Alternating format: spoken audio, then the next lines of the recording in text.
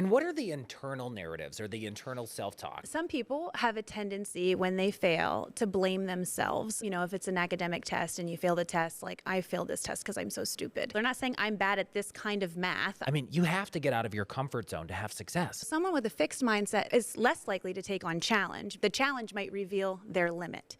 All right. We're going to get to all of that in just a moment. But first, I want you to know how grateful I am for today's podcast sponsor, my friends at FitAF Nutrition. They are Eastern Pennsylvania's leading meal prep company. FitAF offers meals of multiple sizes for people with various health goals. And you know what I love about this company? They use high-quality ingredients like grass-fed meats, wild fish, and locally harvested produce. And all right, for you parents on the go, they even offer family meals. Go to fitafnutrition.com, place your order by Thursday at midnight, and get fresh, prepared meals delivered right to your door on Sunday. Use code Leckey at checkout to get 20% off your first order. Here we go, buddy. It's the Ryan Leckey Show. Hey, everybody, welcome back to another episode of the Ryan Leckey Show. The huge takeaway from today's podcast, if you've been dealing with the whole give up mindset and you're ready for the perseverance mindset, we have the perfect person to hook you up with the right tools. Somebody I've known for years through higher ed, right? The one and only Dr. Brooke Hansen. You are an assistant professor of psychology at Bloomsburg University. Correct. And we have a history. We're going to go into it, how we first met. Are you excited for this? You ready? I am so excited. Thank you so much for having me. Yeah, and I am so excited to dive into the topic of grit. What is it? What can we take away from it? The different mindsets that align with all of this stuff, because I know you teach some of this and a lot of other things, but this was your work to achieve your dissertation at Marywood University. And this is the connection you and I have. We did our PhD program. We were in the same cohort at Marywood University in Scranton. Go Pacers. Right. And we graduated in 2020, right before the world shut down. Right before the world shut Yeah, down. Yes. I defended my dissertation. I think it was like February 19th, February 20th. And Mine was right after, so I was online. Yours was virtual. I did it in my dining room. Yeah, and I Correct. remember watching it being like, oh my gosh. Yes. And you came to my dissertation in person. I remember I was a nervous Nelly. You did great. But It well, was thank you. wonderful. I appreciate it. And gosh, we really connected in school because I feel like, would you say you're like a type A personality? Yes, I lean that way for It sure. was you, me, and a great woman we love, Sister Kavinia, Sister Kevin, they called her. She was great. It was like us three all the time. We got stuff done. We were in study groups Pulled together. each other through for sure. Yeah. All right. So we want to dive into this. First and foremost, before we get into kind of like what you're teaching now, let's dive into your research work. You spent a lot of time researching grit. Why did you want to do this? And essentially, we're going to boil it down. What is grit?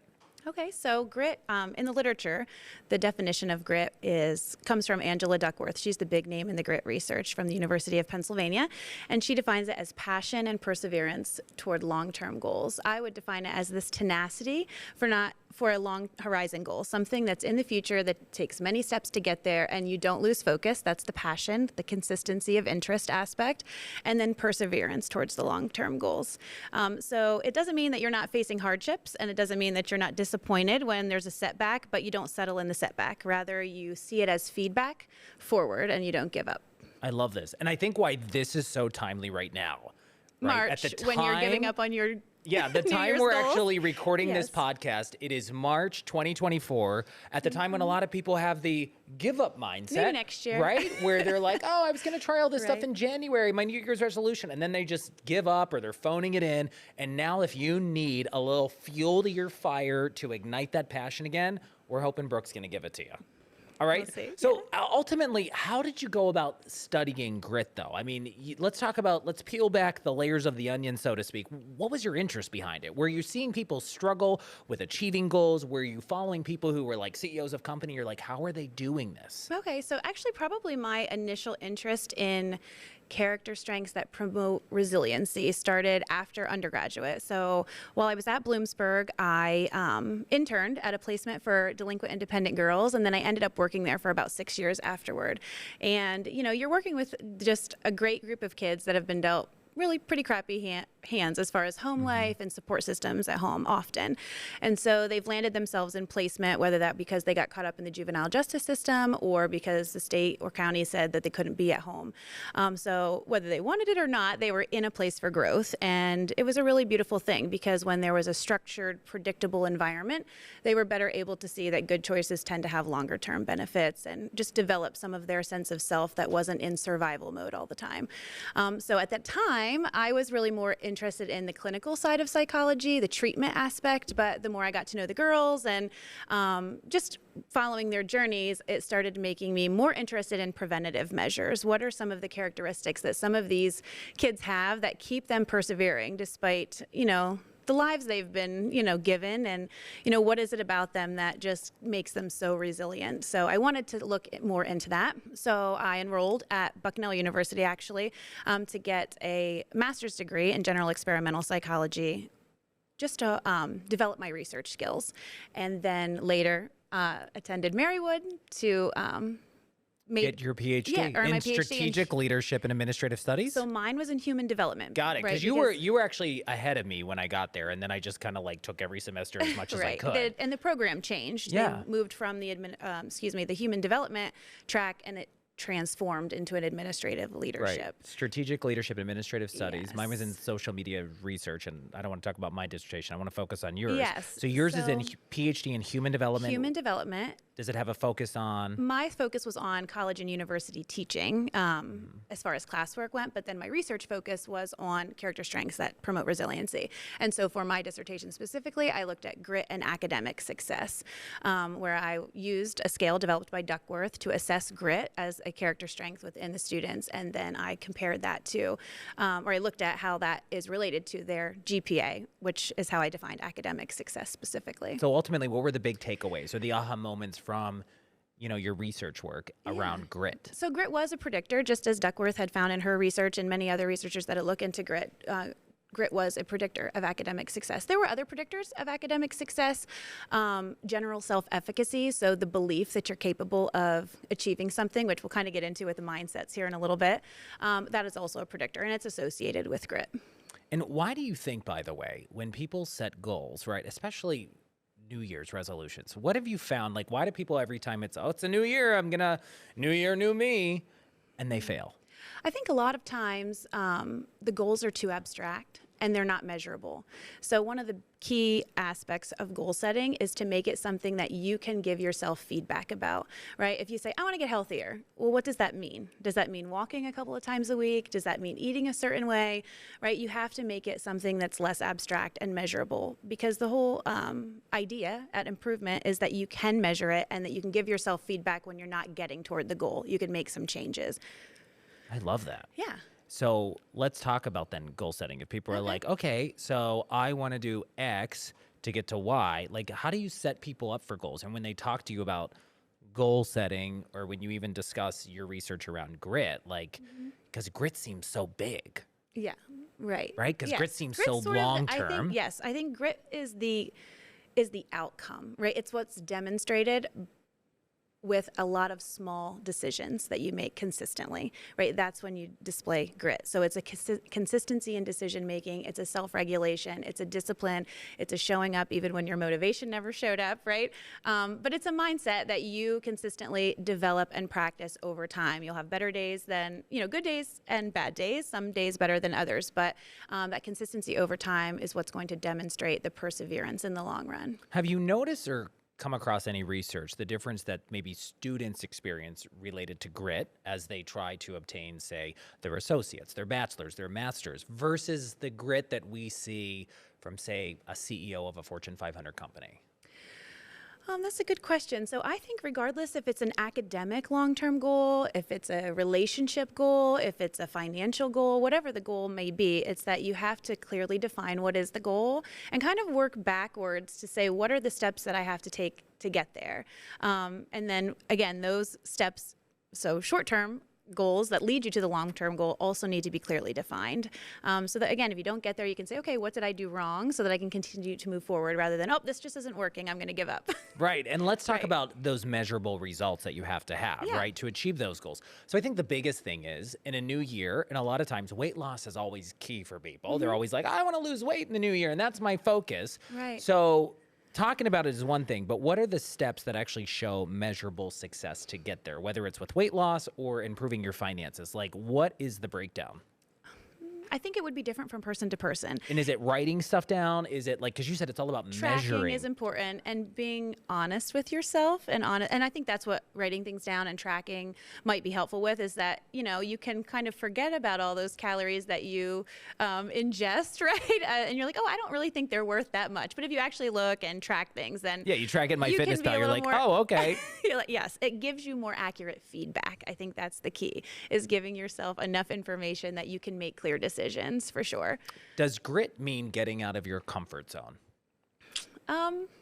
I think with any character strength that you're trying to develop, whether it be grit or, gratitude, whatever it is that you're trying to develop, it's a practice. So we can read about them, we can talk about them pretty easily, but, all of us are going to be developing this over time. And the more you practice it, the better you're able to do it naturally, the less effortful it becomes.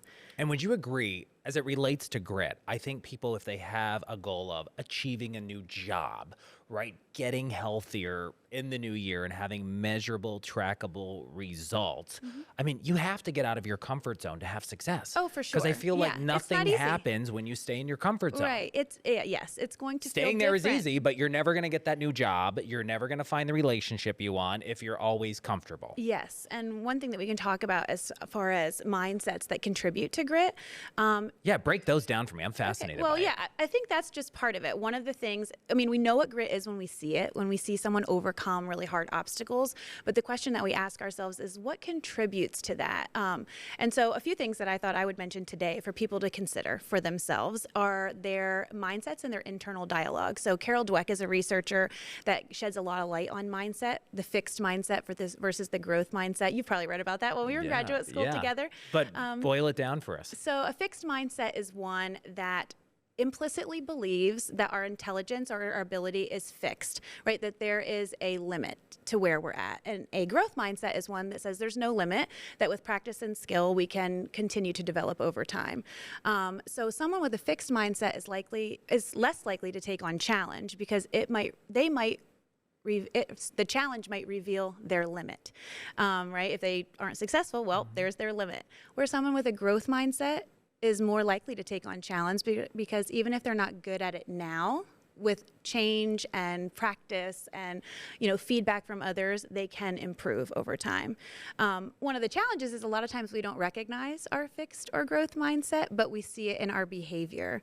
So whether we are more or less likely to take on challenge. And if we notice that we tend to shy away from challenge, then we might say, why is that?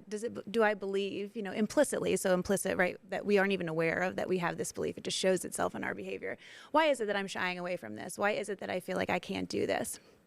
So challenging that can be really helpful in trying to overcome goals and get out of your comfort zone. All right, so I know somebody, and I'm not going to call them out. Okay. But people who you want the best for them, right? And they're Right. like, you know what? I'm going to go back to the gym. Yeah. I'm going to maybe find that dream gal I want, right? Right, yeah. But then sometimes they're in their own way. Oh, right? yes, for so sure. how do you develop, instead of the fixed mindset, to turn into the growth mindset, to actually take the action, right? Because I always say Dalmatians don't change their spots, right? Right. And if you continue to do the same thing over and over again, you're going to get the same results, Right. right? But like, how do people bust through that wall? Not just like, oh, I think I'm going to peek over it. How do you get through the brick wall that's keeping you back from really hitting what you want to do? Yeah, well, and I think something to mention is that, as with all human behavior, this isn't a dichotomous thing. You're fixed or you're growth. Most of us are going to land somewhere in the middle. In certain situations, we're going to be more fixed or more growth. So I think probably the most important thing is when you start shying away from challenge, you're asking yourself why. Is it something that you're not really passionate about and you're actually second guessing if it's a goal that you want for yourself? Or are you scared, right? Are you scared of maybe not being successful? And that's where you have to get out of your own way. There's this term in psychology we call self-handicapping. And this Whoa, is where wait. What is this term, self-handicapping? Self-handicapping. It's the idea that we create some kind of excuse for why we aren't successful. So say, for example, there's a big test coming up and I instead of studying and spending a lot of time preparing, I go out and hang out with my friends and don't prepare. Well, then when I fail, I can say I failed because I didn't prepare, which is different than when you study, tremendously and you fail and you have to own it in some ways. And so that's, instead of putting our neck out there and getting out of our comfort zone, we just don't go for it, because then we don't have to find out if we would have failed. So the bottom line, stop self-handicapping yourself, yes, right? Yes. All right. So that's like people putting on limitations and restrictions on before they ever go shoot their shot. Yes, shoot your shot.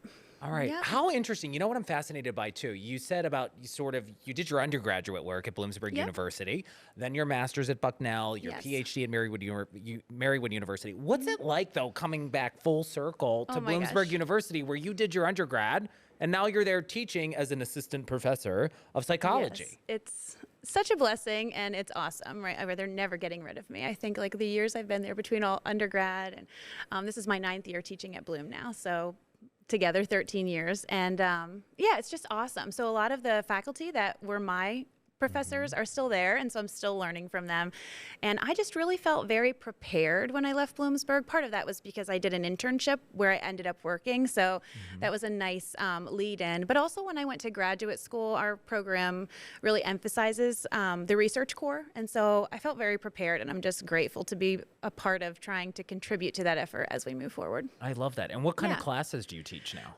I teach a bunch of different classes. So probably my favorite class that I've taught is adjustment and well-being, because it's most in my wheelhouse for applied psychology, where you talk a lot about adjusting to challenges in life, and grit fits right into that. The positive character strengths that going to promote success. Do you think some people have more, I want to say, horsepower behind their grit compared to others? You look at leaders of companies, right? I'm not saying it's all there, but you look at athletes, maybe track stars, right? People who put the work in. Yeah. Well, that's really what one of the questions is, right? Like, we know what this looks like, but then how does it develop? And so I think, with anything, personality is thought to be about 50% genetic, 50% experience. And I think a lot of times it's just your experiences. I teach the mass enrollment intro psych class, and I'm always challenging, not just in that class, but in all my classes, like, take on challenge. Because one thing we know about developing resiliency and grit specifically is that you have to practice overcoming things. You have to kind of face plant a few times and pick yourself back up. But why do people give up before they even face plant? Do you think people are scared of failing? Oh, I think so. I think yes. A lot of people are scared. I think everybody, if they're honest with But even if it's the themselves. most minor thing, right? Hey, I'm going to save a little bit more money this month, and then they don't do it, right? Like, I think a lot of us are in our own way. Like, get out of your own way if you want to be able to hit these goals. Yeah. And one thing that we should just kind of clarify is that grit is a very specific type of perseverance. So as Duckworth defines it, right, it's passion and perseverance for very long-term goals. So, it would be just, I guess, kind of keeping that in mind, that this, when you are seeing somebody who's demonstrating grit, it's something that's very long-term, at least as it's defined in the literature. But goals lead to that grit, right? Those intermediate So we had grit goals. going back for our PhDs. I would say that it takes some grit. Yeah. I mean, think about, all the time. Because I didn't know if there was a time frame. If it's it. like 10 years, if you do this, that's grit.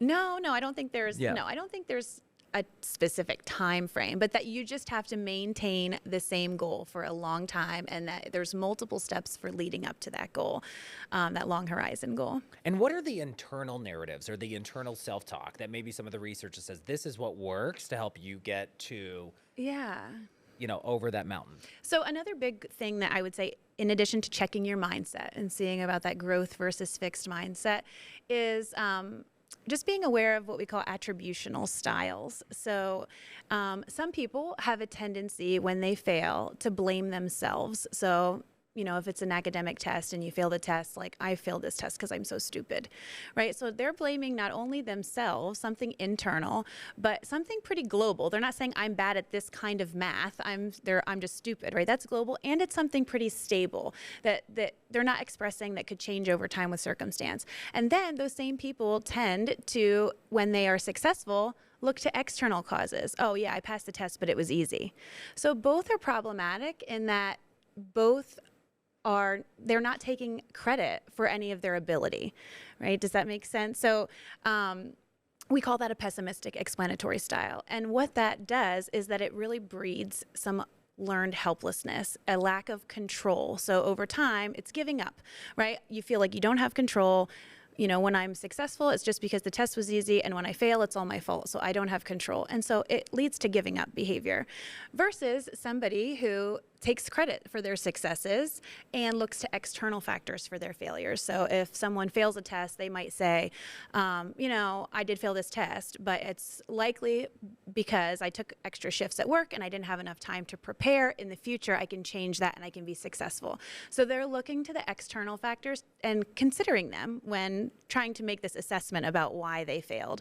And then if they're successful, they take credit for it. You know what? I worked hard, I put forth effort, and that's how I earned this grade. And so that type of explanatory style, the optimistic explanatory style, is what produces or promotes goal action directed behavior. Because even when it's a failure, there's something that they are in control of changing to keep pressing forward. So you can see it kind of relates back to grit. They're using that failure as feedback. Okay, next time I can't pick up these extra shifts on test week because I need to put more effort into being successful. And again, these are implicit things that we don't necessarily recognize, and they're not dichotomous. Like some of the times we might be more pessimistic or optimistic, especially depending on the situation and how much self-efficacy we have in whatever we're doing. But acknowledging it about ourselves is really important. And the tool is, first of all, noticing that when you're doing it and then challenging it. So all of us do this at times, like, oh my gosh, break I'm that down so because stupid, that's where right? people like kind of sometimes just pump the brakes and get out of the car. Yeah, and pump the brakes for sure, right? But pump the brakes on the negative self-talk. So when you're saying, oh my gosh, I'm so stupid, how did I do this to myself? Notice that. Notice what you're doing, and then you can go back and give yourself some challenging messages. So you're challenging that irrational belief system that you're, feeding yourself. Like, I'm so stupid, I'm never going to be successful. Pump the brakes, slow it down, and say, oh, wait a second. What are some examples that would say that's not actually true? This negative self-talk that I'm giving myself right now. What are some things that challenge that? So first of all, acknowledging and trying to shift into more of a growth mindset, not I can't do it. I just can't do it yet. And with more practice, I'll be able to.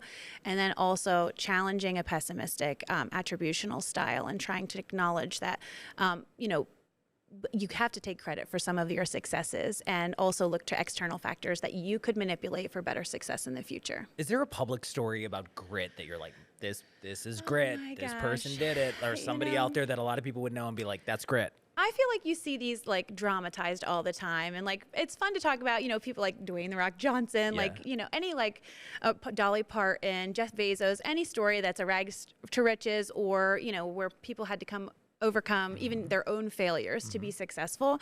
But I feel like I'm most inspired by like the everyday stuff when people are, they face loss, or they face relationship trouble, or they face hardships, financial hardships, academic struggle, whatever it might be, and they're just pressing on. This is just everyday stuff because life's hard, right? Every single one of us has this unfortunate drama in our life Everybody where we has a have to story. press forward. Exactly. Yeah. And you have to say, all right, this is a roadblock, this is a setback, but where is the new path? Right? The path doesn't end, right? And so what is the new path? And the path might look different to your long horizon goal, but that is what grit is, adjusting in the face of setback, not giving up. And I really think in the world of higher ed, in academia, the world you live in, I mean, it's a lot of grit with research and the pressure to publish. Oh, right. And rejections. I mean, you get rejected, 10 times more than you get accepted for your research. So, but there is something, speaking of research, though, you received an award for Early Career Research Award. I was a finalist. Yeah, I was one a of 3 finalist for that. finalists for the awards. What was that award, and what did that mean to you? So I attended a conference, the Southeastern Psychological Association. It's one of the, it's a very respected conference, regional conference, and one of the largest in the United States. And it was just such an honor. So I submitted a poster presentation on some work that I did with an undergraduate student that looked at goal orientation. So are our goals skill-based, or are they performance-based? And I was going to present it there. It was in New Orleans, so it was a great opportunity. And yeah, mine was selected as one of 3 finalists. And so I was able to not only just present the poster, but write a paper, submit that for feedback, and also give an oral presentation. And with teaching so many different courses at Bloomsburg University and working with so many students over the years, is there a student story that surrounded grit that you're like, sticks with you? I just feel like there's so many.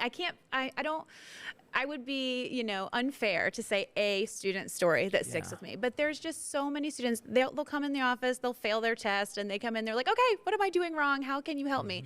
And right there's the beginning of, overcoming a setback. They're recognizing they didn't do as well as they wanted to do. And now they want to know, help me find a new path, because the path I'm walking is not working toward my long-term goal. And so that's really the demonstration of it. Making it to the end. And then, I teach, it's called Theory and Practice of Academic Psychology, and they're upper level students.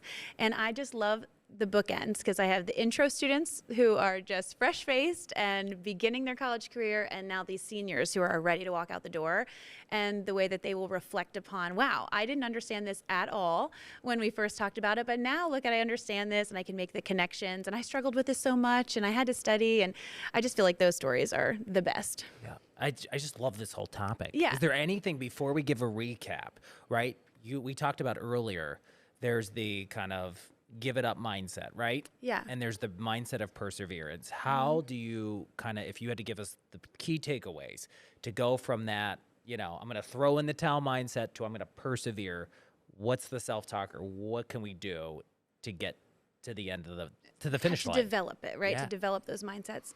I would say, that's one area that grit research is going, or should go. So that's the future of grit research. The future. We can see it, we know what it looks like, but what contributes to it? And one suggestion is having these, what we call mastery experiences, where you are overcoming some kind of challenge, something that is, just beyond, it's challenging, but it's a realistic goal, and you have to struggle for it, and then you get it, right? I know you're a marathon runner, run many marathons. I ran 1 marathon. Yeah, it's been a while. I don't know if I'll be back out there again.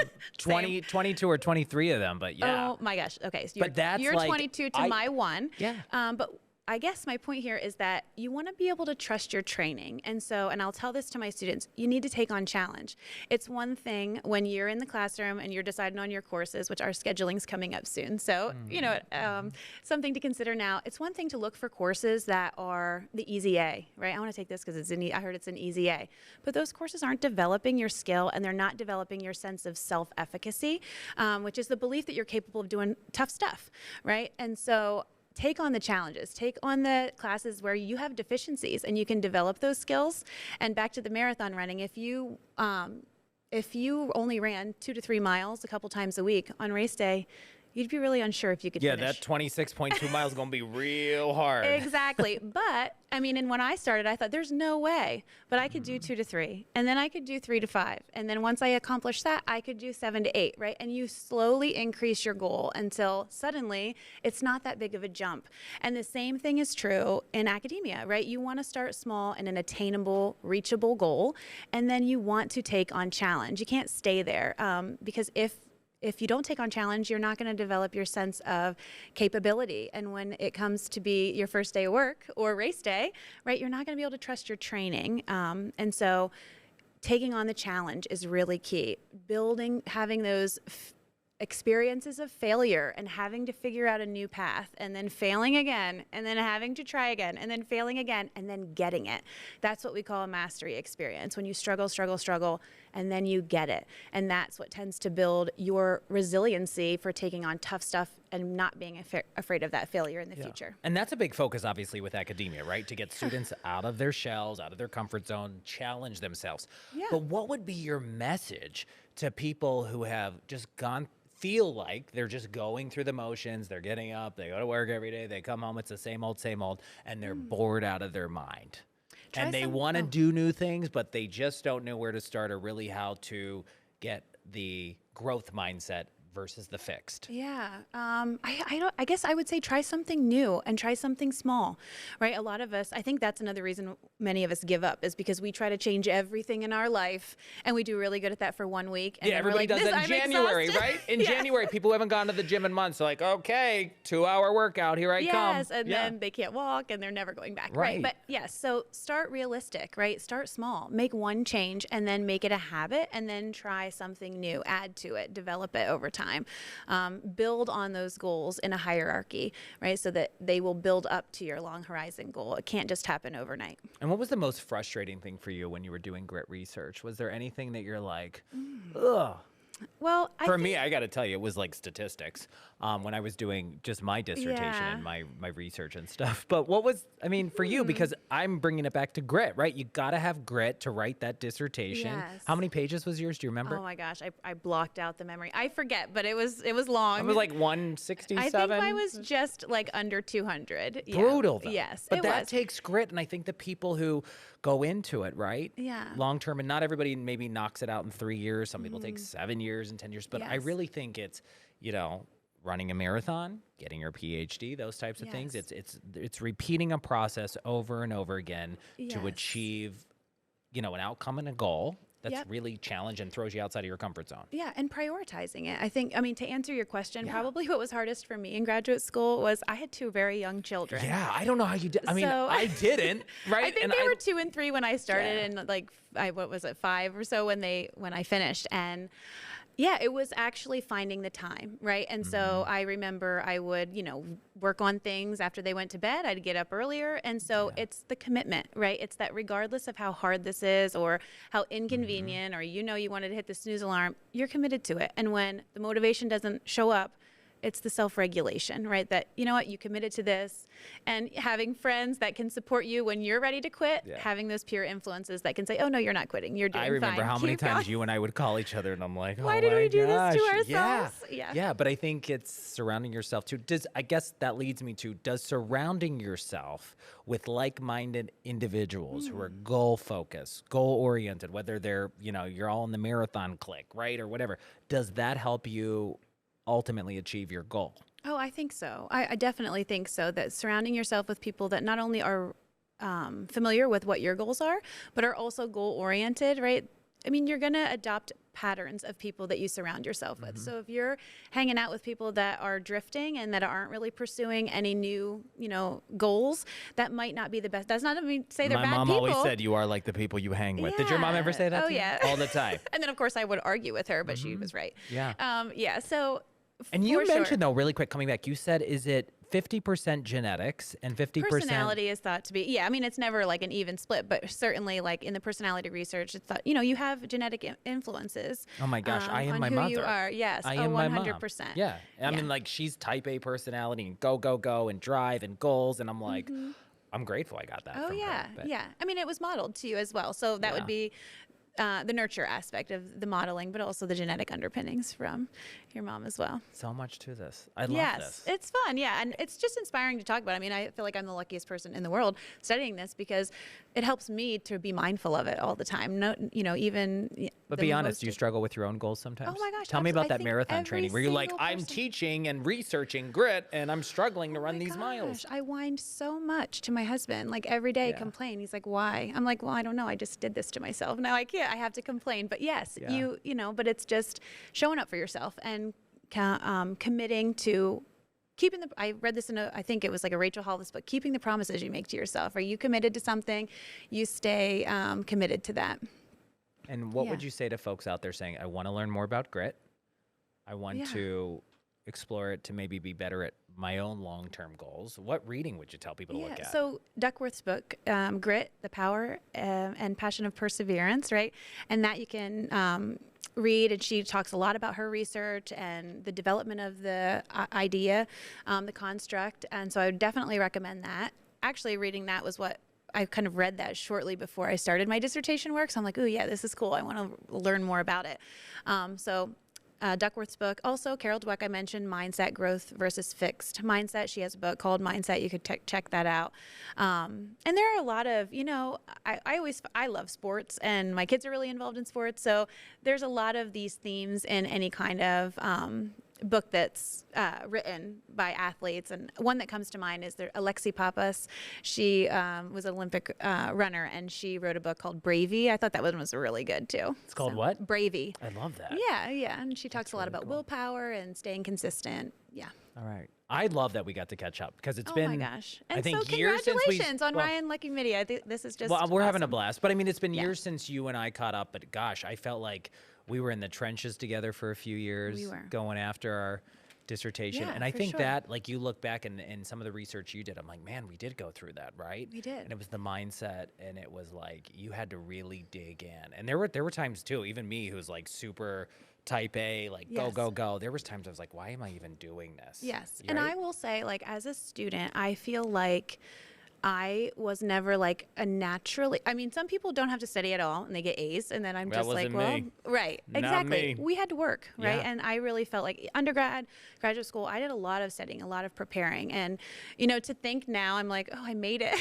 How? I have no Don't idea. you look back and you think But- like getting up early or staying up late Yeah. when you put your kids to bed? And I look at that too. Yeah. I mean, at the it's time, the little stuff Yeah. that's consistent over time that really gives you. I even the look at outcome. like probably when you went to your master's at Bucknell, you probably had different struggles, Yeah, know. because I didn't as have kids y- then, so Right. it was a little different. I Yeah. remember though, I was getting up at midnight or 2 a.m. for work, and that was at the time before courses, a lot of them could be done online. Right, yeah. And I remember staying in a classroom till 9 or 9:30 at night and being like, oh my gosh, I got to get up at 2 in the morning Yeah. for work. And I look, and now I'm like, I don't think I could do it now, but you did it. Yeah. You did it back and I then. think, that's where it's really important that something is intrinsically valuable to you, right? That you have to love it, because there's no way I would get up, at that time. I don't think for, not like accounting, like that is just a different world from me. Like I would just, I'm glad that other people love that, because I do not math and, Yeah. the numbers and calculating, but those, it has to be something that lights your fire, right? Because otherwise you're never going to get up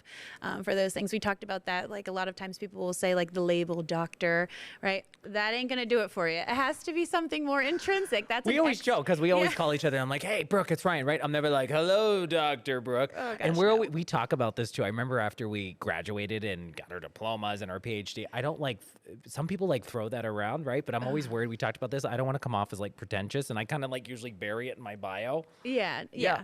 I mean, and right. And with it, when it comes to goal setting, like that would be an external, an extrinsic motivator where it's like, okay, it's a carrot out there, Yeah. right? To have the title, it is. to have some title, but it's not going to be something that, and with any goals, academic or otherwise, you can't live on that, right? Agree. It has to be something that is meaningful to you, right? And purpose, like connected to some long-term purpose. So, for those people that were trying to get healthy in January right now, considering not, because it's difficult, if it's a killer body or something that you're looking for, that might maintain your focus for a while.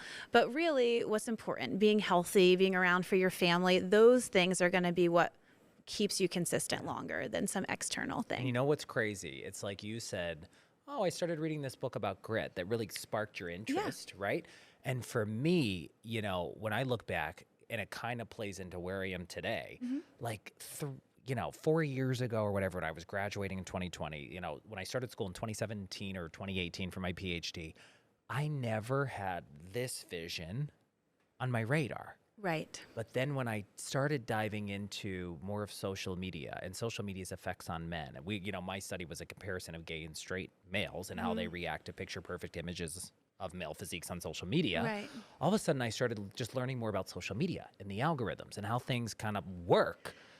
And then looking at it, I'm like, man, that back then, it was like God aligning everything Yes. set me up I for truly this. believe that for sure. And I believe that's what Yeah. happened with you as well. Yes. And that is something that I will tell my students all the time, is that there is no right path, right? Because I was the same way. I wanted to go into my advisor's office, and I remember saying one time, like, can you just tell me what I'm supposed to be? Because then I'll just do that. It's less anxiety provoking than having to figure it out. Yeah. Right. And so students will come in like, what should I do? I like this. I like that. I don't know what direction. There is no right path. You're just paying attention to what excites you.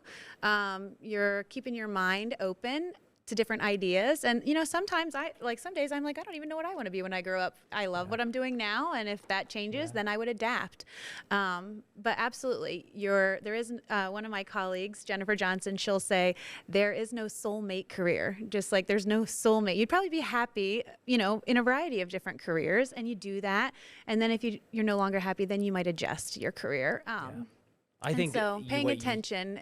Sorry, I didn't mean to interrupt. No. But what you just said, I saw a post the other day from leadership expert Mel Robbins, who does tons of speaking engagements, I've seen her stuff. and she even said too, coming back to what you said, she would tell people in their 20s to take more risks, and she wished she did that in her 20s. Like for me, I was like working already almost full-time in television at 18 till I was 21, right? And I look at some of these people who've traveled and who've done other things that led them into different careers, and you're like, man, so that's what I would tell younger people: take more risk, work at different companies. Right? Yes, and having a plan is a good thing, but having it be flexible is really important, right? Don't let it narrow your focus to one outcome. Paying attention along that journey to say like, oh, you might get pulled in different directions.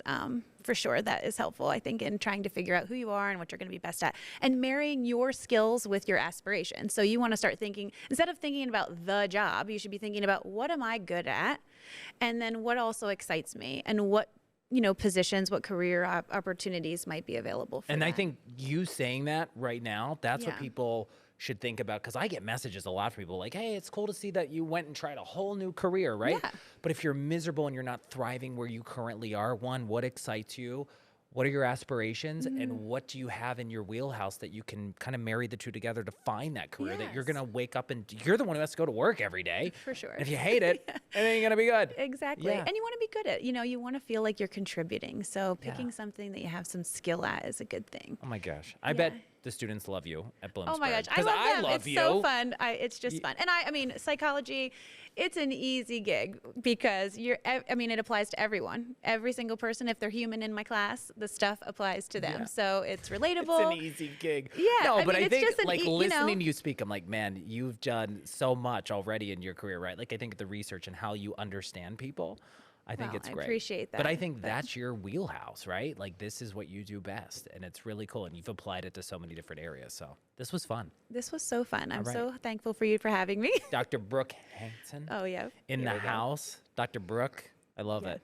All right, it's good to see you again. So good to see you. And this was fun. And I hope it really, as we mentioned at the beginning of this podcast, takes people from that, like, I'm just going to throw in the towel Right. mindset to persevering. Absolutely. And we'll all keep at it. That's it. All of us. I love it. Get your grit on. All right. Thanks, Brooke. And thank you for being a part of this episode of The Ryan Leckey Show. See you next time. Here we go, buddy.